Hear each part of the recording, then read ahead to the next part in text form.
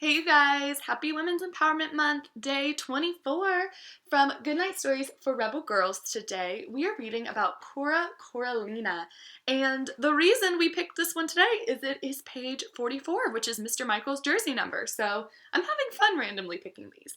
Let's find out about Coralina, who was a poet and a baker. Once upon a time, in a house on a bridge, there was a little girl named Cora who knew she was a poet. Her family did not think so. They wanted her to read books, and they did not want her, they did not want her to read books, and they did not want her to send her to high school. They thought her job was to find a good husband and raise a family. Oh my goodness, I don't know what I would do if my parents told me I couldn't read books. I would probably have to secretly read them. When she grew up, Cora fell in love with a man and they got married. She moved with him to a big city and they had 4 children. She worked at all sorts of jobs to make sure her children could go to school. Cora had a busy life, but she never forgot that she was a poet. She wrote every single day. When she was 60 years old, she moved back to the house on the bridge. She decided it was time to start her career as a poet.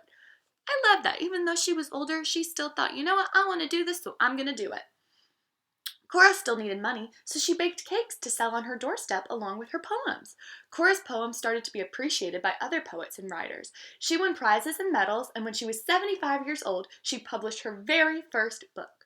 Journalists came from all over the world to interview her while she was baking, and when they left, she sat back down at her desk and started to write again, surrounded by the delicious smells of pies, cookies, and cakes.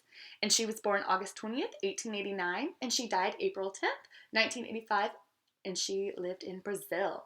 And her quote is, "I am that woman who climbed the mountains of life, removing stones and planting flowers." And I love how in her illustration, she's got this beautiful greenery behind her, and then she's got some cupcakes and her little notebook where she's writing her poems. And this just proves it's never too late in life to start doing something or living your dreams. I love that story. For an extra assignment, if you want to do something fun today, you should Google Coralina and see if you can find one of her poems that you like the best, and then have your parents send it to me so I can read it too. All right, I hope you guys enjoyed reading our Women's Empowerment Month story of the day, and I'll see you guys for another one tomorrow. Bye.